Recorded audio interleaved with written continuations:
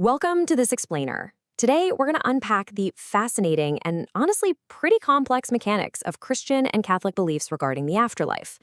We're going to look really closely at the source material to understand how this entire religious framework, including the promise of eternity itself, actually hinges on a single, incredibly bold historical claim: the resurrection. Okay, so let's just dive right into this by asking the ultimate question. What happened after Jesus died? For early Christians and modern Catholics alike, the answer to this question isn't just trivia. It literally defines the exact boundary between this life and the next. It's the absolute beating heart of their theology regarding life and death. But to even approach that question, we really have to look at the concept of faith. Faith is generally defined as believing in something without the need for absolute mathematical proof. And Jesus' resurrection? Well, it's the ultimate example of this kind of faith.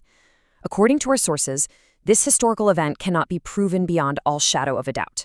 But crucially, neither can it be completely disproved. And that exact tension right there, that's exactly where Christian faith operates.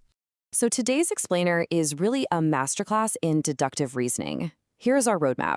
First, we'll look at the core Christian belief. Second, eyewitnesses and empty tombs. Third, the ultimate theological linchpin. Fourth, from perishable to imperishable. And finally, living for the second coming. Starting right off with Section 1. The core Christian belief: death is not the end. We begin with the absolute foundation. You see, Catholics believe that life after death isn't just some comforting philosophical idea, right? It's an actual, literal event that kicked off with the Easter story when Jesus rose from the dead. The texts introduce this massive paradigm shift. Jesus' resurrection means death is simply a change in our existence. It completely reframes death. It's no longer a dark, final conclusion. It's just a transition point. Because Jesus is said to have overcome death by rising again in both body and soul, early Christians firmly believed eternal life was now suddenly possible for everyone. Which leads us to Section 2. Eyewitnesses and empty tombs, the historical claims. If death is just a transition, what's the actual proof, right? Let's look at the historical and textual claims surrounding the empty tomb. But before jumping into the biblical accounts, we've got to acknowledge the immediate alternative theories that popped up back then to explain away the empty tomb. First off, was the body actually just stolen by his followers to fake a resurrection? Or, second, and this is known as the swoon theory, was Jesus merely revived in the cool, damp tomb instead of actually dying on the cross? To counter those alternative theories, 1 Corinthians 15 provides this incredible, rapid-fire list of eyewitness accounts. The text says Jesus appeared to Cephas, who was also known as Peter, and the 12 disciples. Then it says he appeared to over 500 brothers and sisters at once, and the text explicitly notes that most of them were still alive at the time of writing, basically saying, hey, go ask them to corroborate the story. He then appeared to James, and finally to Paul himself.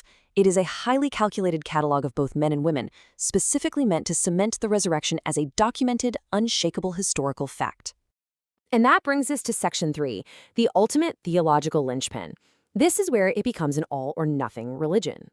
This is where St. Paul uses some intense deductive reasoning to establish the incredibly high stakes of this historical claim. He makes this absolutely crucial, bold point. If Christ has not been raised, our preaching is useless, and so is your faith. I mean, think about how massive that statement is. Paul is straight up admitting that if you can prove Jesus didn't actually resurrect, the entire central belief system of Christianity doesn't just adapt, it collapses completely. The whole religion is entirely dependent on this single event. It's the ultimate linchpin. If the resurrection didn't happen, Paul argues that this devastating domino effect occurs. First, your faith is futile. Second, humanity's sins aren't forgiven. Third, those who have fallen asleep, meaning the dead, are simply lost forever. And finally, if this whole hope is just a lie, well then Christians are of all people most to be pitied. It is a stark, logically airtight argument about why the resurrection is absolutely necessary. Then, Paul uses this brilliant rhetorical question to really hammer his logic home. He asks, if the dead are not raised at all, why are people baptized for them? He's pointing out that even the daily rituals and the quirky actions of the early church make absolutely zero sense if the dead do not rise. The everyday practice has to match the ultimate promise.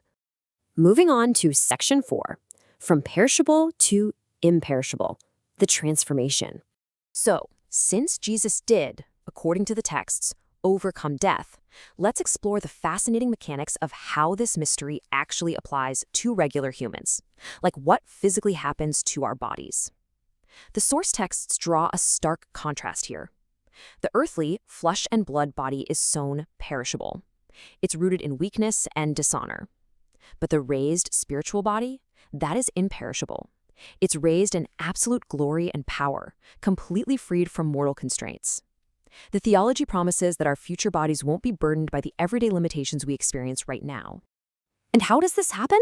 Well, the text explains this mystery by revealing an instantaneous upgrade to human existence. It says, "We will not all sleep, but we will all be changed. In a flash, in the twinkling of an eye, at the last trumpet." The mortal literally has to clothe itself with immortality. It's described not as a slow evolution, but as a complete, instantaneous transformation. Which brings us to our final part. Section 5. Living for the second coming, action in the present. We have to ask, because of this wild future promise of imperishable bodies, how does this ancient theology dictate how Christians actually live their lives right now, today? Well, the texts demand a highly active posture. Be on your guard. Be alert. You do not know when that time will come. Because the bodily resurrection is intrinsically tied to the end of time, early Christians and modern Catholics are taught to live in a perpetual state of spiritual alertness. And this isn't just some abstract, dusty theory. In the Catholic liturgy, the season of Advent heavily emphasizes this exact preparation. Every single year, the Mass actively focuses believers on this impending second coming, directly linking ancient biblical history to present-day, everyday practice. 1 Corinthians chapter 3 uses this incredibly striking metaphor to explain this future judgment. It says you must build your life's foundation on Jesus, and eventually the fire of judgment is going to test your work. Did you build with gold and silver, meaning a spiritual focus, or did you build with wood and straw, representing fleeting, material things? If your work survives that fire, you receive a reward, but if it burns, you suffer loss. Though, interestingly, the texts say you will still be saved, kind of like someone barely escaping through the flames. It's a vivid, intense warning that how you choose to live right now truly matters. I'm going to leave you with this final, provocative taunt from St. Paul, reminding us of the ultimate triumph discussed in these texts. He asks, "Where, O death, is your victory?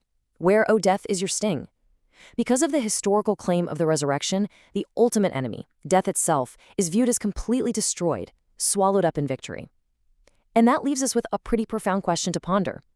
If death is no longer a final period, but merely a comma, how does that change the way you write the rest of your life sentence?